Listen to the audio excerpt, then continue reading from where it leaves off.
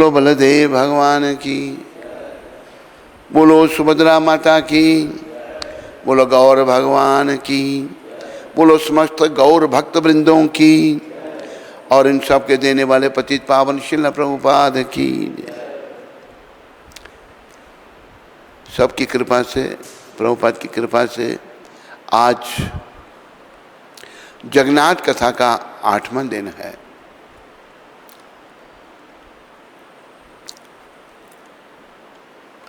अभी प्रसंग ये चल रहा है, विद्यापति जी राधा नील माधव के दर्शन भी कर आए हैं और वो वापस पहुँचे हैं राजा के पास, महाराज इंद्रद्युम्न के पास।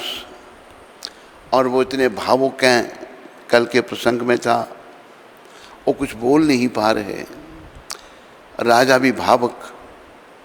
वही प्रसंग चल रहा है, जब विद्यापति जी आए तो ये प्रसंग आगे का।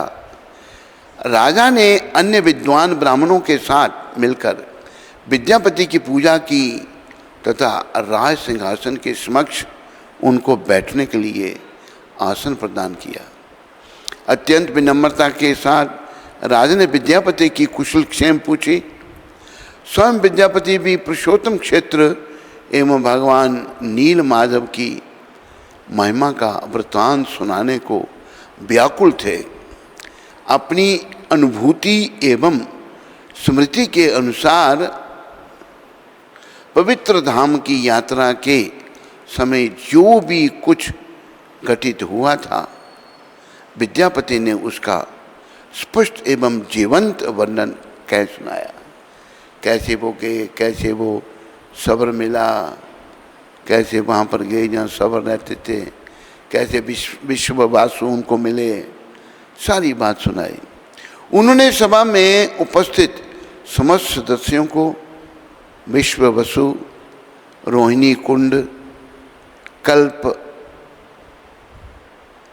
बात और भगवान नील माधव के बारे में बताया।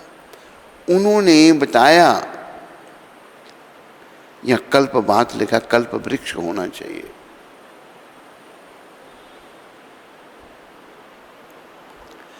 मैं नीलाचल धाम पर भगवान विष्णु के मंदिर में संध्या के समय पर पहुंचा था। उस समय शीतल मंद एवं सुखद हवा चल रही थी। भगवान विष्णु की वह सुंदर भूमि चारों ओर से हरे भरे वृक्षों से ढकी हुई थी। मंदिर की दीवारों पर बहुत से अनमोल रत्न जड़े हुए थे। मंदिर के अंदर इंद्रनील मणिमय भगवान विष्णु के भक्तगण उनका गुणगान कर रहे थे। रोहिणी कुंड के उस जगमगाते पवित्र स्थान के जगमगाते पवित्र स्थान के तट पर मंदिर में शंख चक्र गदा और पद्म पुष्प धारण किए हुए नीलमणि जैसे नील वर्ण के भगवान नील माधव विराजमान हैं। विद्यापति द्वारा किए गए श्री भगवान के अनुपम महिमा गान से मोहित होकर समस्त सभा ने ब्राह्मण के शब्द रूपी मकरंद का रसपान किया और यही कामना करते रहे कि वे अधिक से अधिक वर्णन करें। तब व्याकुल होकर राजा ने उनसे इंद्रनीलमणिमय विग्रह नील माधव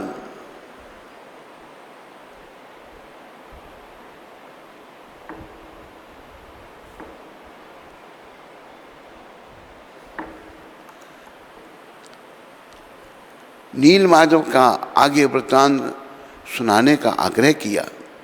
विद्यापति ने अपने नेत्र बंद कर लिए एवं गहरी श्वास लेते हुए बोले, प्रिय महाराज, अब मैं उस अति उत्तम विग्रह का वर्णन करूँगा जो दर्शन करने वाले प्रत्येक मनुष्य को मोक्ष प्रदान करते हैं।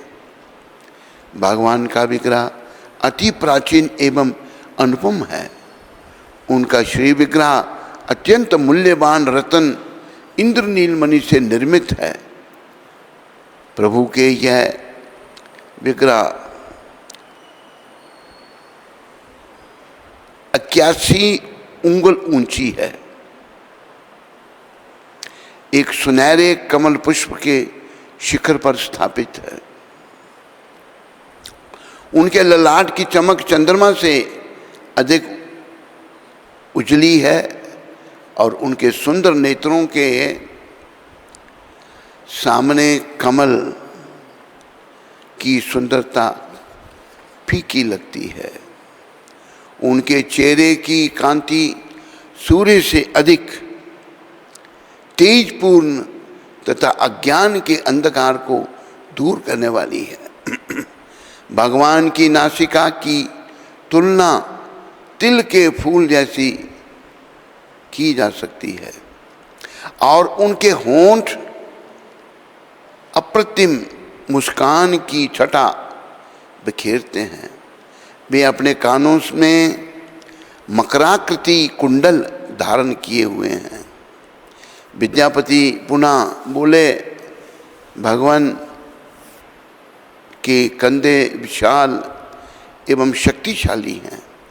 उनकी 4 भुजाएं हैं जो उनके घुटनों तक लंबी हैं।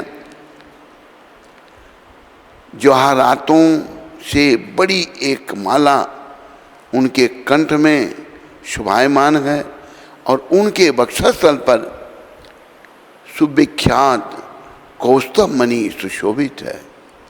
उनके एक हाथ में शंख है जिसे देखकर लगता है मानो उसमें से मोती बरसने वाले हों, एवं एक मुक्तमाला उनकी कमर के नीचे तक है।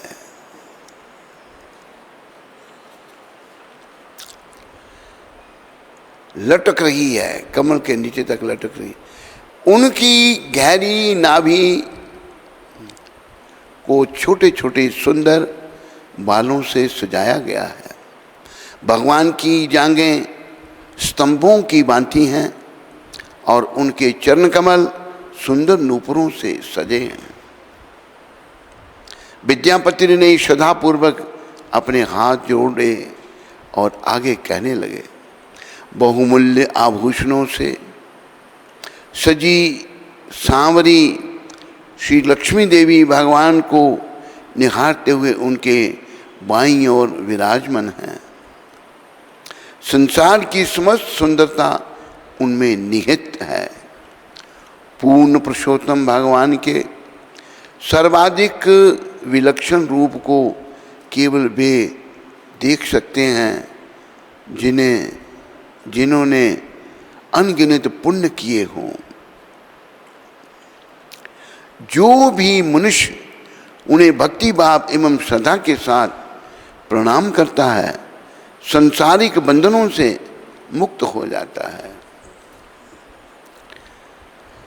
भगवान ब्रह्मा एवं देवराज इंद्र अन्य देवी देवताओं के साथ प्रतिदिन वह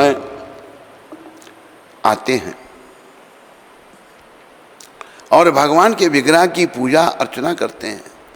यह पुष्पमाला जो मैंने आपको उपहार स्वरूप प्रदान की है, उन्हीं देवी देवताओं द्वारा भगवान माधव पर चढ़ाई गई थी। यह माला कभी नहीं मुरझाएगी,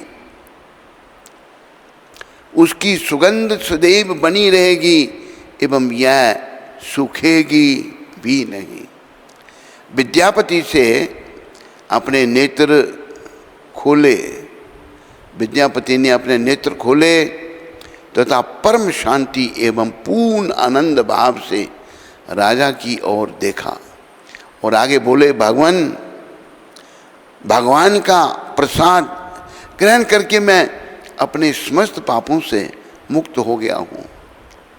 मैं देवताओं की भांति भावपूर्ण हो गया हूँ। क्या आप भगवान को देख सकते हैं? राजा ने सुकृति में अपना सिर हिलाया।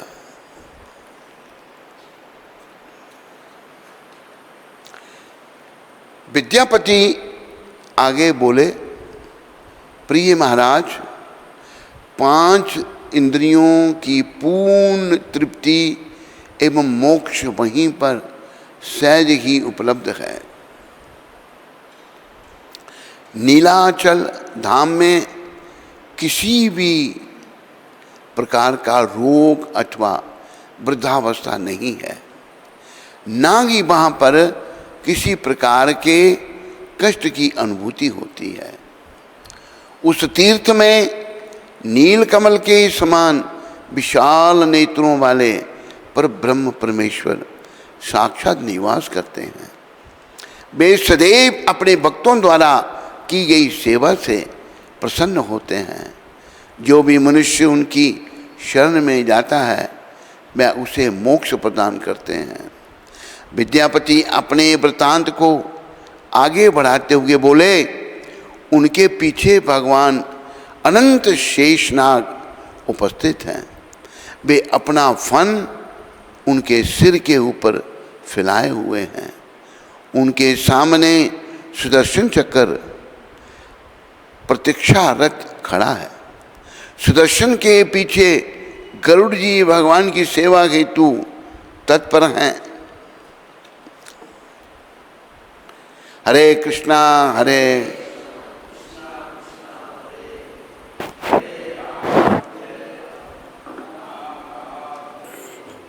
हरे कृष्णा हरे राम। विद्यापति ने अपना कथन समाप्त कर दिया और राजा के उत्तर की प्रतीक्षा करने लगे। महाराजा इंद्रद्युम्न ने विद्यापति पर स्नेह भरी दृष्टि डाली। वे बोले, भगवान का ये सब प्रसाद, भगवान का ये सब प्रसाद प्राप्त करके मैं अत्यधिक प्रसन्न हूँ। यह मेरा सौभाग्य है कि मेरे पास आपके समान गुणी सुहृदय विद्वान सहचर हैं। मेरी पिछले जन्मों के समस्त पाप अब मिट गए हैं और मुझ में भगवान नील माधव के दर्शन की इच्छा जागृत हो गई है। मैं वहाँ जाऊँगा और भगवान को प्रसन्न करने के लिए मैं 100 अश्वमेध यज्ञों का आयोजन करूँगा तथा श्री भगवान की सेवा हेतु लाखों बार उनकी पूजाओं का आयोजन करूँगा। व्रत उपवास के द्वारा एवं समस्त धर्म ग्रंथों में दिए गए नियम संयम का पालन करूँगा। करते हुए मैं अपने स्वामी को प्रसन्न करूँगा। भगवान नारायण दूषित आत्माओं के प्रति अत्यंत दयालु हैं। मैं अपनी समस्त प्रजा के साथ वहाँ जाऊँगा और अनेक भवनों का निर्माण करवाकर सदा के लिए वहीं बस जाऊँगा। बोलो महाराजा इंद्रद्युम्न जी की जय। बोलो विद्यापति जी महाराज की। देखो राजा के अंदर कितनी इच्छा थी भगवान के दर्शनों की और भगवान उनकी इच्छा पूरी कर रहे हैं। आगे प्रसंग आता है, नारद मुनि जी वहाँ आते हैं, प्रकट होते हैं। बोलो देव ऋषि नारद जी महाराज की। महाराज इंद्रद्युम्न अवंतीपुर में अपनी प्रजा के सामने जब इस प्रकार के प्रेरणादायी शब्द बोल ही रहे थे कि राजमहल में श्री नारद मुनि ने प्रवेश किया। नारद मुनि को भगवान की कृपा से एक ऐसा दिव्य शरीर प्राप्त है जिसकी सहायता से वे संपूर्ण भौतिक एवं आध्यात्मिक दोनों जगत में निर्बाध भ्रमण कर सकते हैं, कहीं भी जा सकते हैं। नारद जी महाराज को ऐसा दिव्य देह मिला है। वे काल और स्थान की सीमाओं से परे एक ऐसे अंतरिक्ष यात्री हैं जो एक क्षण में असीमित दूरी तय कर सकते हैं।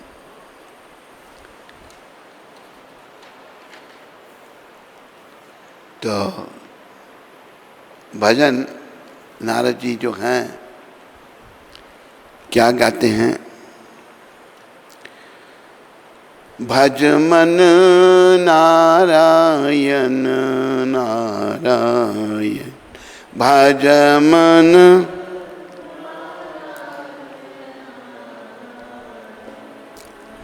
क्या हंसना क्या रोना पगले, होगा वही जो होना, क्या हंस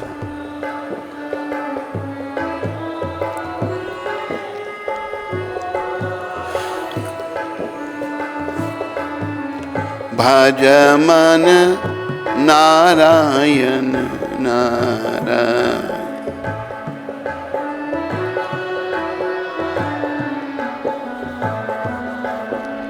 हे प्राणी, जो होना वो होगा, तू भगवान का भजन कर बस। ये शिक्षा नारद जी महाराज की है। फिर शिक्षा आगे और दे रहे हैं नारद जी महाराज। कुटुम कबीला बेटा बेटी, कुटुम कबीला सब अपने कर्मों की खेती, सब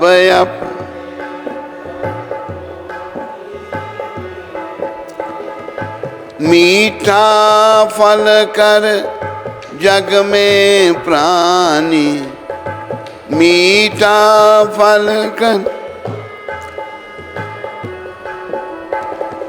बीज ना कड़वा बोना, पगले होगा वही जो होना, पगले होगा। भज मन नारायण नारायण।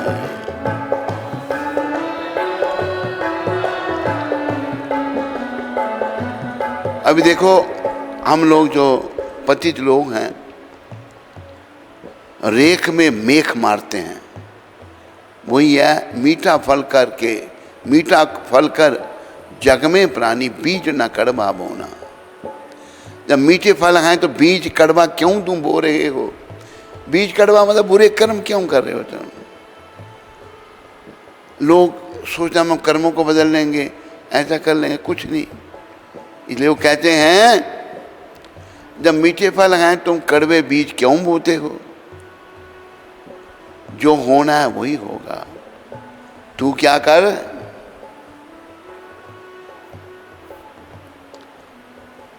भज मन नारायण नारायण।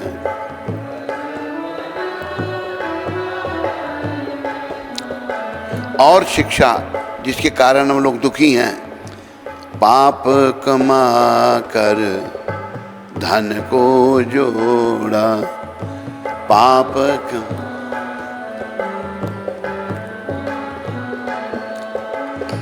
मैं का अभिमान न छोड़ा,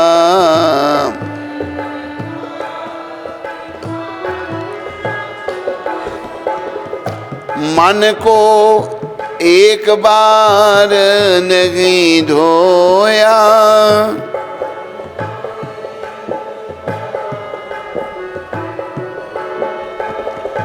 तन का फिर क्या धोना, तन का पगले होगा वही जो होना पगले।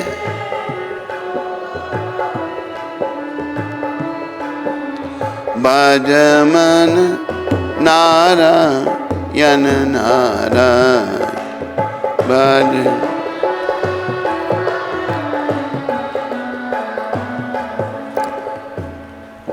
हमने पापों के द्वारा धन इकट्ठा किया,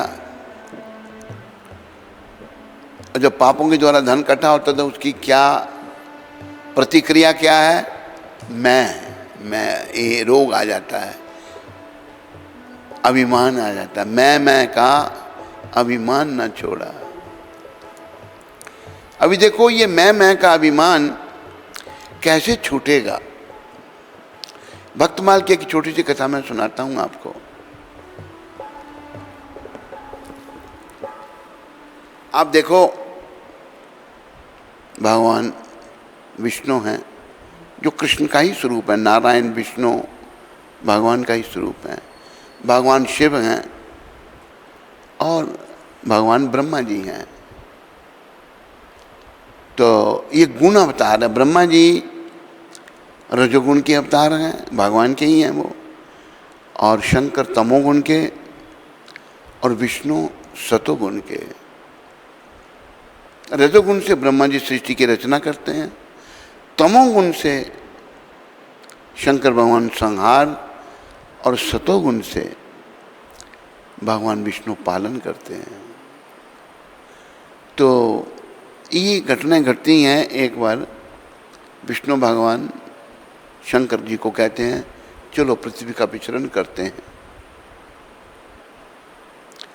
तो दोनों साधु भेष में आ गए।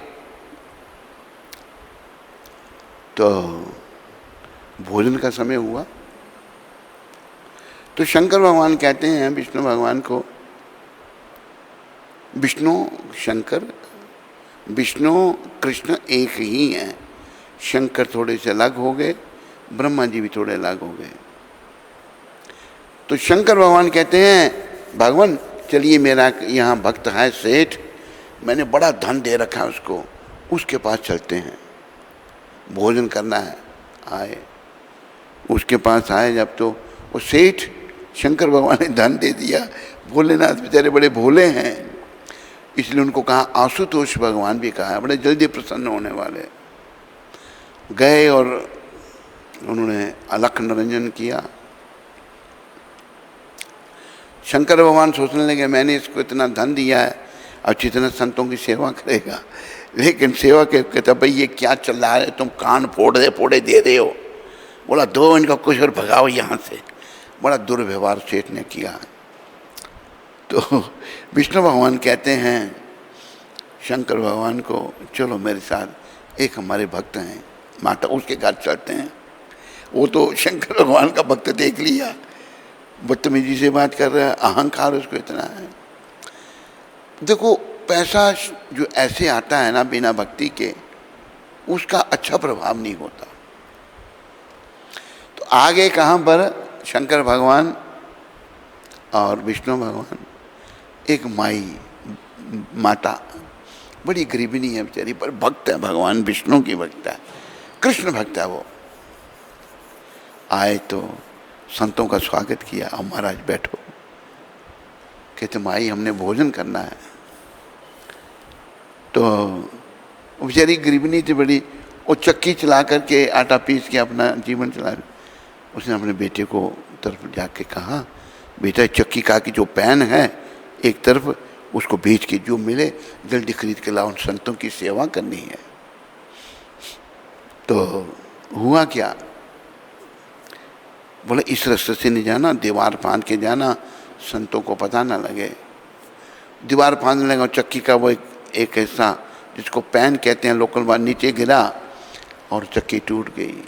माँ कहती बेटा कोई बात नहीं, दूसरा ले जा। नीचे वाला गया, कुछ खरीद के लाया, भोजन कराया संतों को। महादेव उस गरीबनी के व्यवहार पर बड़े प्रसन्न हुए।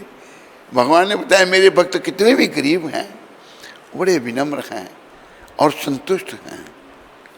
और शंकर भगवान कहते मेरे भक्त पैसे वाले हैं तो उनमें संतुष्टि कुछ नहीं, अहंकार इतना है उनमें।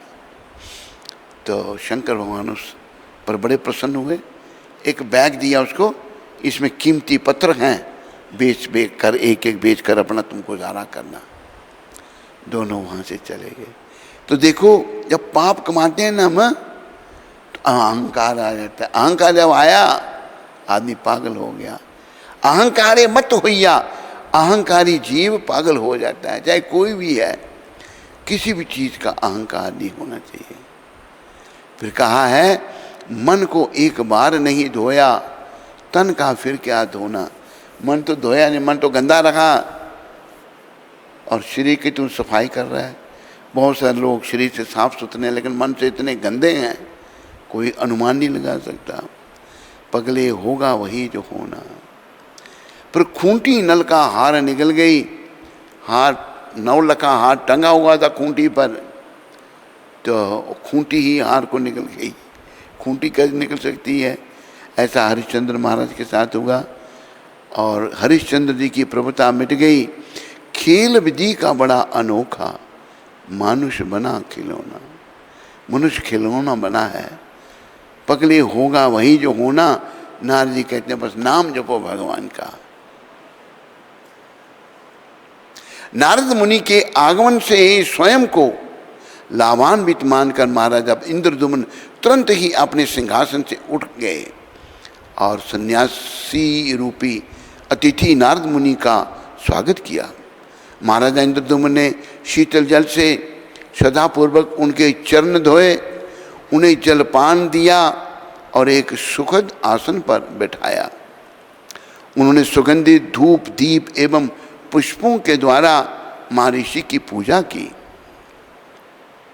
एवं श्रद्धापूर्वक बोले, आज मेरे समस्त त्याग पूर्ण कार्य दान एवं धर्म कर्म सफल हुए, क्योंकि आज मेरे घर साक्षात महर्षि नारद मुनि पधारे हैं। कृपया मुझे आज्ञा दीजिए कि मैं आपको क्या अर्पित करूं जिससे आप प्रसन्न हों। मेरे लिए क्या आज्ञा है? कृपया करके अपने आगमन का प्रयोजन बताइए। राजा ने अत्यंत आदर भाव से प्रार्थना की। देव ऋषि नारद मुनि राजा की विनम्रता को देखकर प्रसन्न हुए और कहने लगे, अरे महाराज, भगवान ब्रह्मा सहित स्वर्ग के समस्त देवी देवता आपके भक्ति भाव के कारण अत्यंत प्रसन्न हैं। नीलाचल धाम में नगर स्थापना का आपका उद्देश्य अत्यंत प्रशंसनीय है। जब विनम्रता है ना, उनमें अहंकार नहीं है, सारे देवी देवता प्रसन्न हैं। और राजा ने सोचा ना, जब विद्यापति से सूचना मिली मैं नीलाचल में एक नगर बसाऊंगा, क्योंकि वहाँ राजा नील माधव रहते हैं। प्रशंसनीय है। आजीवन किए गए हजारों पुण्य कर्म करने वालों में से कोई एक ही भगवान माधव को समर्पित हो पाता है, जो नील माधव धाम की एक गुफा में निवास कर रहे हैं। ब्रह्मा जी भी इन्हीं जगदीश्वर की पूजा करने के पश्चात ही उस ब्रह्मांड का सर्जन करने में समर्थ हो सके हैं। जब आपने ब्रह्मा जी द्वारा सृजित संसार में जन्म लिया है, तो यह स्पष्ट है कि आप उसी जगदीश्वर के प्रति निष्ठावान हों। भौतिक संसार दुख एवं कष्टों से परिपूर्ण है, ये याद रखो। ये नारद जी महाराज कह रहे हैं। बोलो देव ऋषि नारद जी महाराज की। ये भौतिक संसार जो है ना, नारद जी महाराज कह रहे हैं, यह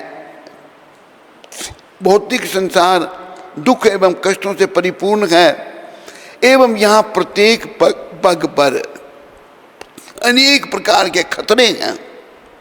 श्री हरि के प्रति पूर्ण समर्पण ही उनसे बचने का मात्र उपाय है।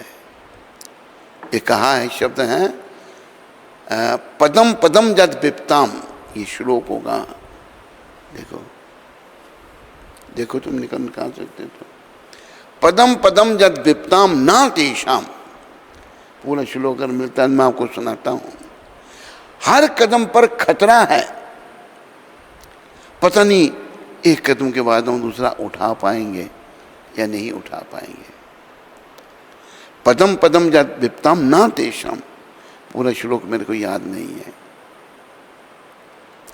तो यहां हर कदम पर खतरा है, तो इससे बचने का रास्ता नारद जी महाराज कह रहे हैं, श्री हरि के प्रति पूर्ण समर्पण ही उनसे बचने का एकमात्र उपाय है। भगवान के प्रति समर्पण, कृष्ण के चरणों में समर्पण ही एक उपाय है हर कदम में खतरे से बचने का। मधुप्रिया कहाँ गया है? नहीं मिल रहा।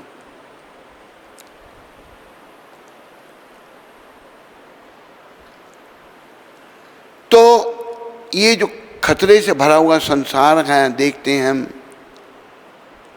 लोग मर रहे हैं, गति खराब हो रही है, कष्ट उठा रहे हैं। अभी एक यहाँ पर शिष्य सुबलदास, उनकी माता 3 साल से बड़ा कष्ट उठा रही थी, केवल शरीर में हड्डियाँ थी, मांस था ही नहीं, बड़ी बड़ी दयनीय दिशा थी उनकी। कल उन्होंने शरीर छोड़ा। ये संसार का ऐसा ही स्वभाव है, यहाँ हर कदम पर खतरा है। पदम पदम यद विपतम ना तेषाम, तो यहाँ खतरे से हमको हर कदम पर खतरा लगता है। बेवकूफ़ है ना, खोए हुए हैं, पता नहीं। बेवकूफ़ी में हम जब खो जाते हैं, मूर्खता में, अगला कदम उठा नहीं सकते, खतरा बड़ा डेंजरस। तो हमें इस बात को समझना है, हर कदम पर खतरा है, और इस खतरे से बचने के लिए केवल हमें हरि ही बचा सकते हैं। हरि भगवान का ही एक नाम है, जो जन मन के चक्कर को हरने वाले, जो कष्टों की हरने वाले हैं, वही हरि हैं। बोलो हरि हर भगवान की। ये श्लोक भागवत से है। हर कदम पर खतरा, भागवत जो है प्रमाण है।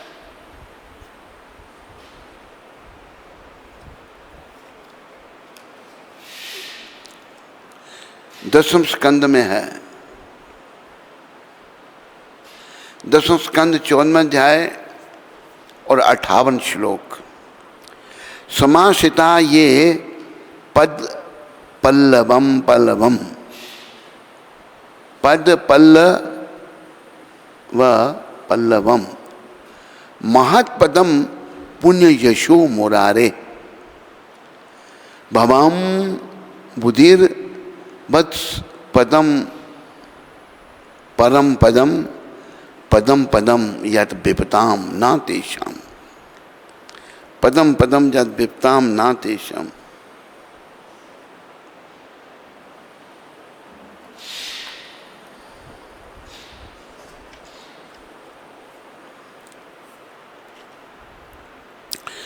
दृश्य जगत के आश्रय,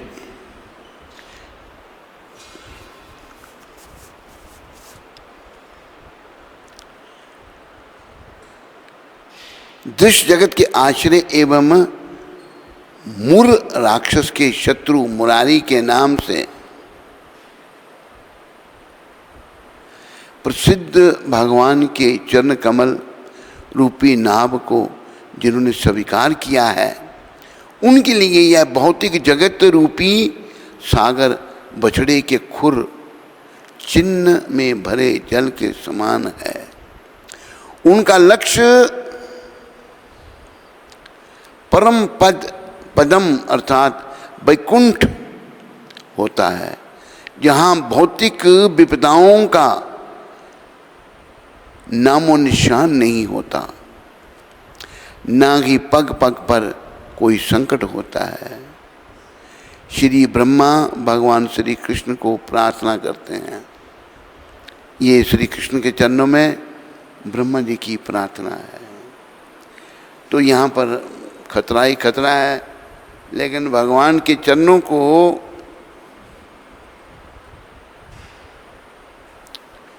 जिसने वरण कर लिया है, भगवान के चरणों में जिसने समर्पण कर लिया है, उसे कोई खतरा नहीं है।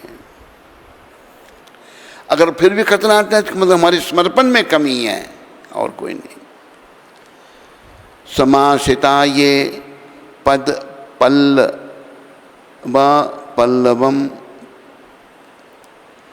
महत्पदम पुण्य यशो मुरारे भवाम्बुधिर वत्स पदम पदम पदम पदम पदम यत् विपताम नातेषाम। और इन संकटों से हमको मुरारी श्री कृष्ण ही छुड़ा सकते हैं, और कोई नहीं। तो यही नारद जी महाराज श्री हरि के प्रति पूर्ण समर्पण ही उनसे बचने का एकमात्र उपाय है। जहाँ ये जो कठिन संसार है, पद्म पर यहाँ खतरा है, तो वहाँ भगवान के चरण कमल ही हमारी रक्षा कर सकते हैं। इसके बाद राजा ने नारद जी से आग्रह किया कि वे सभी लोगों को पूर्ण पुरुषोत्तम भगवान की लीलाओं के बारे में बताकर कृतार्थ करें। हजारों नागरिक और राजमहल के नौकर चाकर नारद जी की वाणी सुनने के लिए जुट गए। नारद मुनि ने कहना शुरू किया, हे महाराज इंद्रदुम्न, भगवान के भक्त आपके सद्व्यवहार से अति प्रसन्न हैं। प्रेम पूर्वक भगवान की भक्ति करना ही भगवान की पूजा का सर्वोच्च प्रकार है। भगवान की भक्ति सेवा करना पूजा का सर्वोच्च प्रकार है, और व्यक्ति के भिन्न भिन्न गुणों के अनुसार भक्ति करने के विविध मार्ग हैं। वह व्यक्ति जो भक्ति भाव से भगवान की सेवा तो करता है, परंतु ईर्ष्यालु, घमंडी, हिंसक और क्रोधी होता है। देखो ये बातें याद रखो।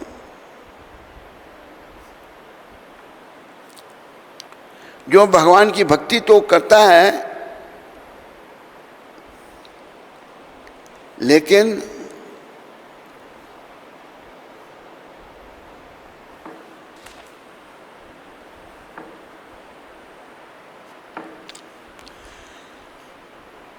ईर्ष्यालु ईर्ष्या करता है, घमंडी है, हिंसक और क्रोधी होता है, उसे अज्ञानी एवं तमोगुणी माना गया है।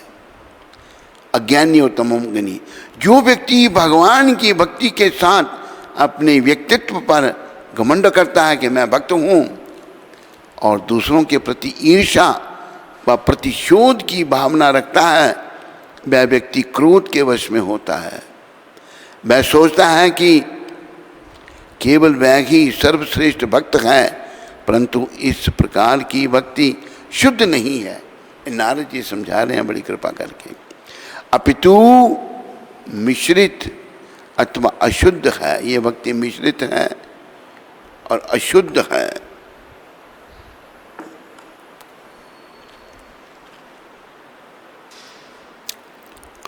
सर्वश्रेष्ठ भक्त है, परंतु इस प्रकार की भक्ति शुद्ध नहीं है, अपितु मिश्रित अथवा अशुद्ध है, शुद्ध नहीं है।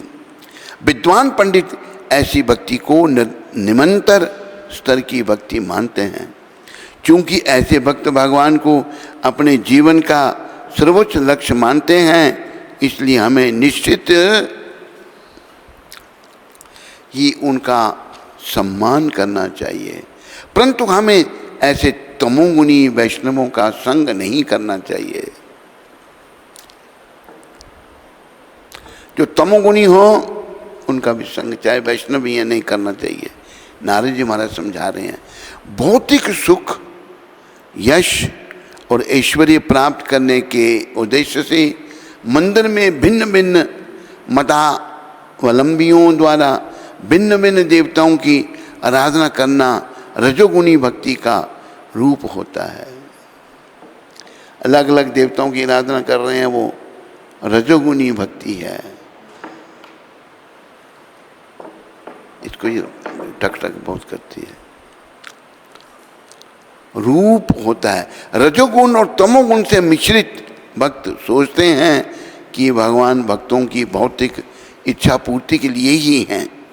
यदि ऐसे तथाकथित भक्त भगवान की इच्छा पर विचार किए बिना भौतिक सुखों की कामना करते हैं, अथवा यदि वे भगवान की दया या कृपा के सहारे प्रसिद्ध होना अथवा धनवान बनना चाहते हैं, तो वह रजोगुण के वशीभूत हैं।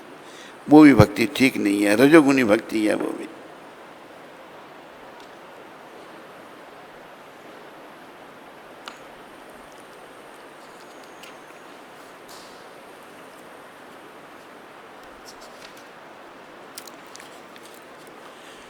जब कोई व्यक्ति भौतिक भोग की इच्छाओं से मुक्त होने के लिए अपने समस्त कार्यों के फल भगवान को अर्पित करता है, तो उसकी भक्ति में सतोगुण होता है। वर्णाश्रम का पालन करने वाले लोग सामान्यतः अपने कर्तव्यों का निर्वाह कुछ स्वहित की भावना के साथ करते हैं। यदि अपने कर्तव्यों का निर्वाह करने में उनसे कोई त्रुटि हो जाती है, तो वह भगवान को अपने कार्यों के फल अर्पित करके उसका प्रायश्चित करते हैं। निश्चित ही ऐसे कर्म तमोगुणी एवं रजोगुणी कर्मों से श्रेष्ठ होते हैं, परंतु इन्हें भी शुद्ध भक्त नहीं माना जा सकता। ये भी शुद्ध भक्त नहीं है।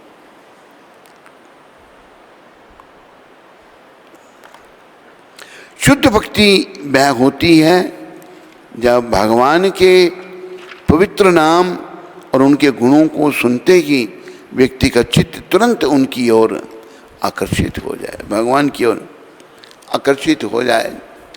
जिस प्रकार गंगा का जल सहज रूप से समुद्र की ओर बहता है, उसी प्रकार ऐसी भक्तिमयी आनंद धारा किसी भी प्रकार की भौतिक परिस्थितियों से बाधित हुए बिना भगवान की ओर प्रवाहित होती है। हमने भगवान की ओर जाना है।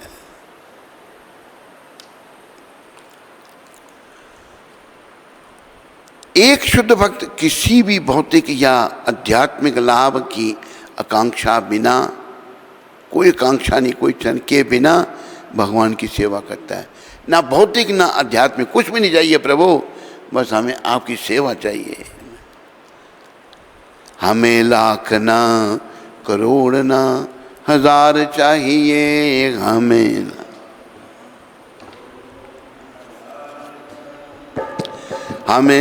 श्याम जी, हमें कृष्ण जी तुम्हारा बस प्यार चाहिए। हमें श्याम जी,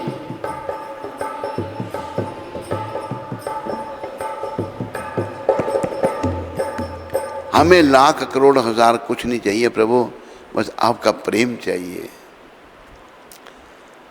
यह शुद्ध भक्ति का प्रथम लक्षण होता है। शुद्ध भक्ति का प्रथम लक्षण है ये। भगवान की इच्छा पूर्ति तथा उन्हें प्रसन्न करने के अतिरिक्त भक्त की अन्य कोई कामना नहीं होती। भगवान जो चाहते हैं वो करना है। भगवान के प्रति ऐसा अविचल सेवा भाव प्रकृति के तीनों गुणों के संदूषण से मुक्त होता है। अभी देखो राधा रानी क्यों इतनी महान मानी गई हैं, गोपियां क्यों इतनी महान मानी गई हैं। गोपियों का भाव केवल कृष्ण की प्रसन्नता। वो कोई अपना वो श्लोक निकालो, वो श्लोक, ये भी श्लोक भी बड़ा सुंदर है। आत्मेंद्र प्रीति तारो नाम काम, कृष्णेंद्र प्रीति धरे प्रेम नाम। अगर हम अपनी तृप्ति के लिए कुछ करते हैं वो काम है, अगर कृष्ण के लिए प्रेम करते हैं, कृष्ण के लिए कुछ करते हैं वो प्रेम है। ये बड़े विचारने की बात है।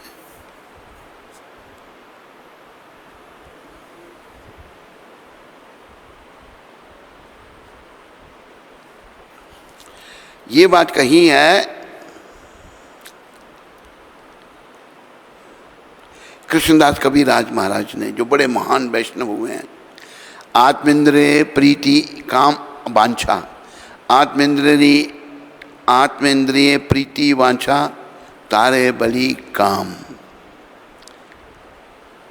आत्मेंद्रिय प्रीति वांछा तारे बलि काम, कृष्णेंद्रिय प्रीति इच्छा धरे प्रेम नाम। आत्मेंद्रिय प्रीति वांछा तारे बलि काम, कृष्णेंद्रिय प्रीति इच्छा धरे प्रेम नाम। अपनी खुद की इंद्रियों की तृप्ति करने की इच्छा काम है, ये याद रखो। किंतु कृष्ण की इंद्रियों को तुष्ट करने की इच्छा प्रेम है। ये बहुत जरूरी है। हम सब लोग अपना सुख देखते हैं, पर गोपियां क्यों महान थी? उन्होंने केवल कृष्ण का सुख देखा। कृष्ण कैसे सुखी रह सकते हैं? तो गोपियां बड़ी महान, और गोपियों में सर्वश्रेष्ठ जो हैं राधा रानी है। इसलिए कहा है कि राधे मेरी स्वामिनी, मैं राधा जुदास,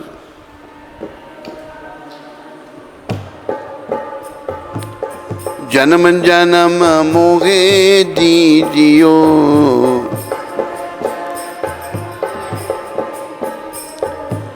श्री वृंदावन वा।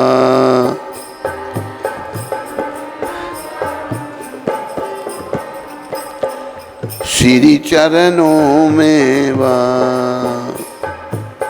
श्री चरण। तो भगवान के प्रति ऐसी अविचल सेवा भाव प्रकृति के तीनों गुणों से संदूषण, गुणों के संदूषण से मुक्त होता है। तीन गुण है, रजोगुण, तमोगुण, रजोगुण, सतोगुण। और ये जो भक्ति का वर्णन हो रहा है, गोपियों की भक्ति शुद्ध सतोगुण, उस सतोगुण से भी ऊपर केवल कृष्ण की प्रसन्नता। यही हमने सीखना है। यही शिक्षा नारद जी महाराजा इंद्रदुम्न के वार्तालाप में सिखा रहे हैं। और यही इच्छा इंद्रदुम्न महाराज की थी। राजा थे पर बड़े महान थे। बोलो भक्त और भगवान की, बोलो देव ऋषि नारद जी महाराज की, बोलो इंद्रदुम्न जी महाराज की। हरे कृष्ण।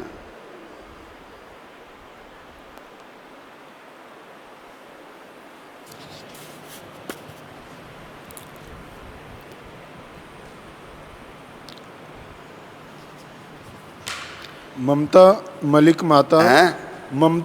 माता पानीपत से। गुरु महाराज, आपके चरणों में इस पतित अधम बेटी का कोटि कोटि नमन।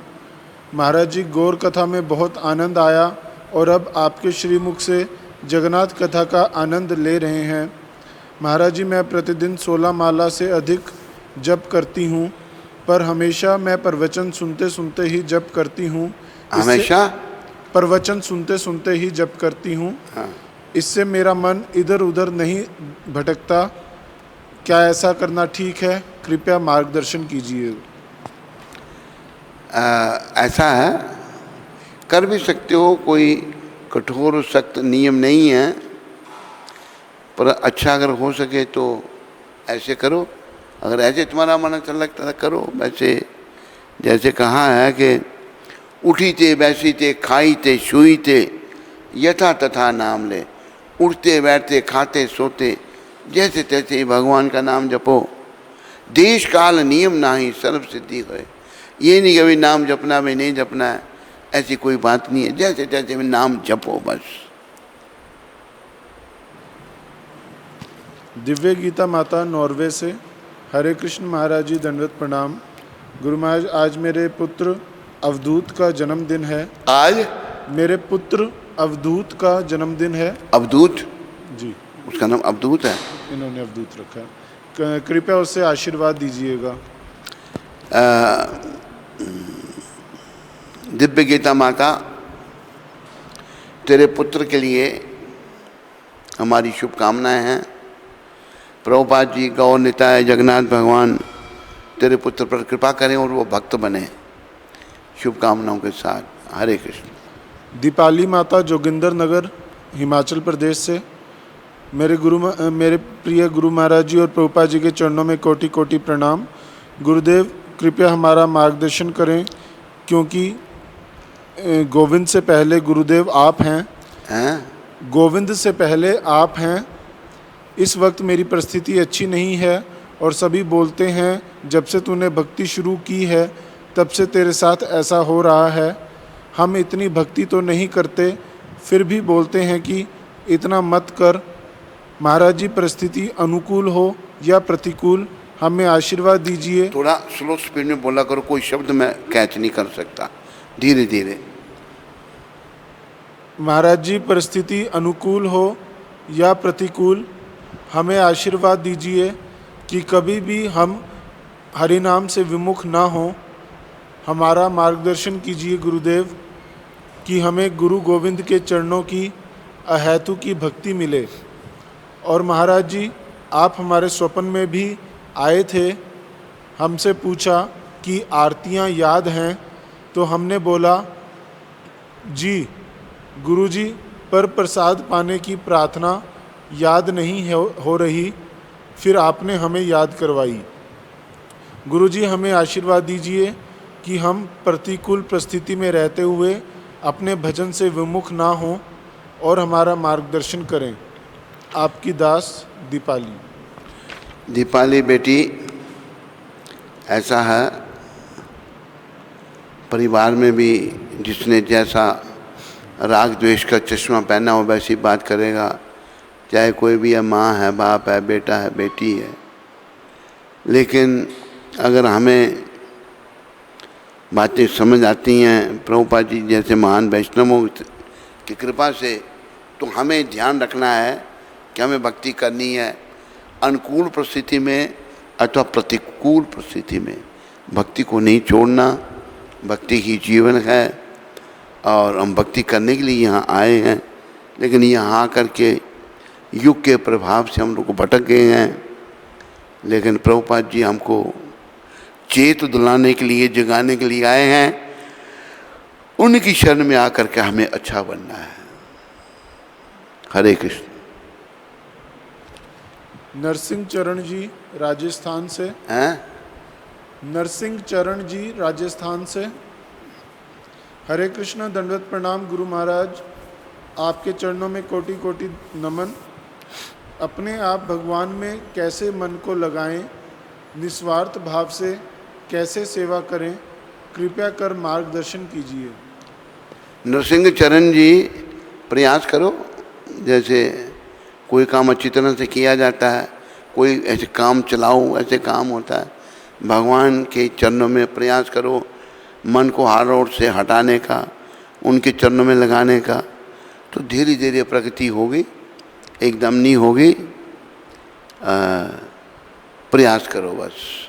प्रभुपाद जी एक बात कहते थे कि try is the key of success. कोशिश कामयाबी की पहली सीढ़ी है।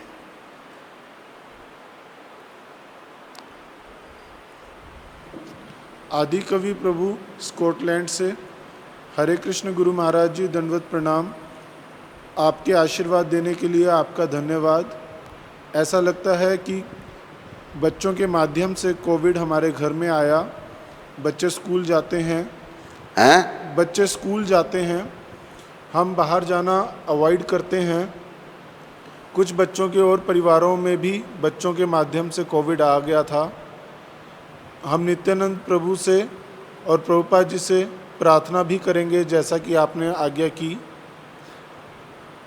और हमें आपने बताया कि सतर्क रहना चाहिए, हम और सतर्क रहेंगे। आपका बहुत बहुत धन्यवाद।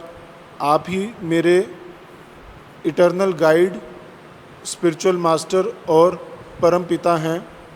मैंने कई बार कहा कि मेरे पिताजी माताजी के जाने के पश्चात आप ही मेरे पिता हैं। कृपया मुझ पर आशीर्वाद बनाए रखना। मेरी शुभकामनाएं आपके साथ हैं। खूब भक्ति में वृद्धि करो, जीवन सफल करो। स्कंद पुराण में तुलसी देवी की प्रशंसा इस प्रकार की गई है। मैं तुलसी देवी को नमस्कार कर